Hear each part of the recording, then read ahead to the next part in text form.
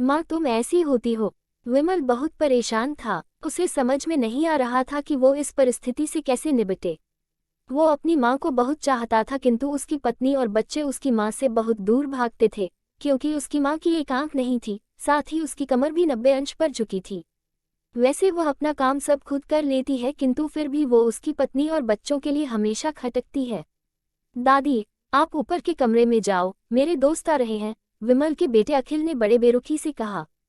पर बेटा, मैं तो यहाँ बहुत दूर बैठी हूँ, विमल की माँ ने बहुत प्यार से कहा। नहीं, आप उनके सामने मत रहो, वो मुझे चिढ़ाते हैं, अखिल ने जोर से डांटते हुए कहा। क्या हुआ अखिल, क्यों चिल्ला रहे हो? विमल की पत्नी कामनी ने किचन से ही आवाज लगाई। देखो ना माँ, ये दादी यही ड्राइंग रूम में बैठी है और मेरे दोस्त आ रहे हैं, अखिल ने शिकायत भरे लहजे में कहा। माँ जी, आप ऊपर चली जाओ, क्यों हम लोगों को लजवाती हो? कामनी ने बेटे का पक्ष लेते हुए कहा। बेचारी सरस्वती चुपचाप उठकर जीने के सहारे ऊपर जाने लगी। कमर झुकी होने के कारण उन्हें ऊपर चढ़ने में बहुत परेशानी हो रही थी किंतु वो पूरी ताकत से ऊपर के एक अकेले कोने वाले कमरे में जाकर बैठ गई। विमल बाजू के कमरे से सब सुन रहा था। उसे कष्ट हो रहा था कि उसकी माँ को अपमानित होना पड़ रहा है किंतु वो असहाय था। अगर वो कुछ कहता है तो पत्नी और बच्चे उसका विरोध करने लगते हैं। दूसरे उनके तर्क भी सही लगते हैं। चूंकि वो एक प्रशासनिक अधिकारी था, उसका सामाजिक स्तर बहुत ऊंचा था, उसकी ससुराल भी एक उच्च घराने में थी, अतः वह चुपचाप इस तरह हर दिन अपनी माँ को अपमानित होते देखता रहता था।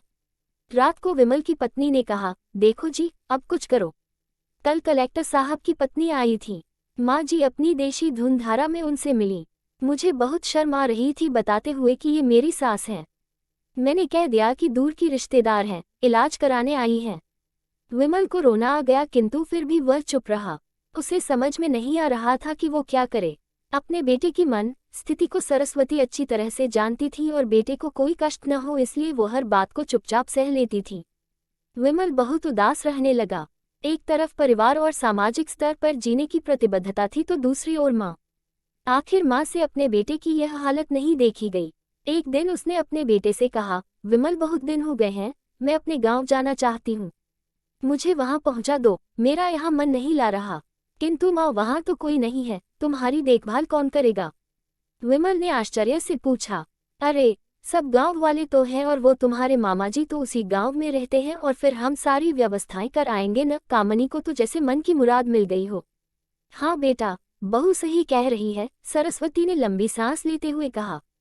विमल जानता था कि गांव में मां की देखभाल करने वाला कोई नहीं है लेकिन अपनी पत्नी की जिद के कारण वह अपनी मां को गांव छोड़ने पर विवश हो गया। मां को गांव छोड़कर आते वक्त उसे रोना आ रहा था तथा अपनी बेबसी पर गुस्सा भी आ रहा था किंतु परिवार, पत्नी और समाज ने उसके इन मनोभावों को दबा दिया और वो सुकून सा महसूस करने लगा। कुछ दिनों के बाद उसके चाचा, जो अमेरिका में रहते थे, आने वाले थे। जब विमल बहुत छोटा था, उसके पिता जीवित थे तब वो भारत आए थे और उसके बाद वो अब भारत आने वाले थे। पूरा परिवार और आस पड़ोस बहुत उत्साहित था। अमेरिका से विमल के डॉक्टर चाचा आ रहे थे। डॉक्टर रमेश ने जैसे ही घर में कदम रखा, सबने मिलकर बहुत उत्साह से उनका स्वागत किया। क्यों विमल भाभी नहीं दिख रही, कहाँ हैं? डॉक्टर रमेश ने उत्सुकतापूर्वक पूछा। जी वो गांव में रहती हैं, यहाँ उनका मन नहीं लगा, कामनी ने सपाट लहजे में उत्तर दिया। डॉक्टर रमेश ने विमल की ओर देखा तो विमल ने अपनी आंखें झुका लीं। डॉक्टर रमेश सब समझ गए, बोले, कल हम भाभी से मिलने गांव चलेंगे सब लोग। दूसरे दिन सभी लोग गांव के घर में पहुंचे। देखा कि सरस्वती को बहुत तेज बुखार है और वो पलंग पर असहाय पड़ी है। डॉक्टर रमेश दौड़कर सरस्वती के पास गए, उनके पैर छूकर रोने लगे। सरस्वती की ये हालत उनकी कल्पना से परे थी। वाह बेटा विमल, तूने तो नाम उजागर कर दिया। अपनी माँ की ये हालत देखकर तुझे तो शर्म भी नहीं आ रही होगी। डॉक्टर रमेश ने विमल को लगभग डांटते हुए कहा। नहीं देवर जी, विमल का कोई दोष नहीं है, मैं खुद गांव आई थी। सरस्वती ने अपने बेटे का बचाव किया। मुझे सब पता चल गया भाभी, आप चुप रहो। क्यों बहू, तुम्हें अपनी सास की कुरूपता पसंद नहीं है? समाज में तुम्हें नीचा देखना पड़ता है ना? डॉक्टर रमेश ने कामनी की ओर व्यंग्य से देखा। कामनी निरुत्तर होकर विमल को देखने लगी। आज तुम जिस सामाजिक स्तर पर हो वो इन्हीं के संघर्षों की देन है। और बेटा विमल, तुम्हें शायद मालूम न हो कि बचपन में जब तुम 1 साल के थे तब छत से नीचे गिरने के कारण तुम्हारी एक आंख फूट गई थी और तुम्हारी रीढ़ की हड्डी में भी समस्या थी। तब तुम्हारी इस क्रूप माँ ने अपनी एक आंख और अपना बोन मेरो तुम्हें देकर इतना सुंदर स्वरूप दिया था। कामनी बेटा, इतने सालों तक संघर्ष करके बेटे को प्रशासनिक अधिकारी बनाने वाली इस संघर्षशील औरत की तुम लोगों ने ये दशा कर दी।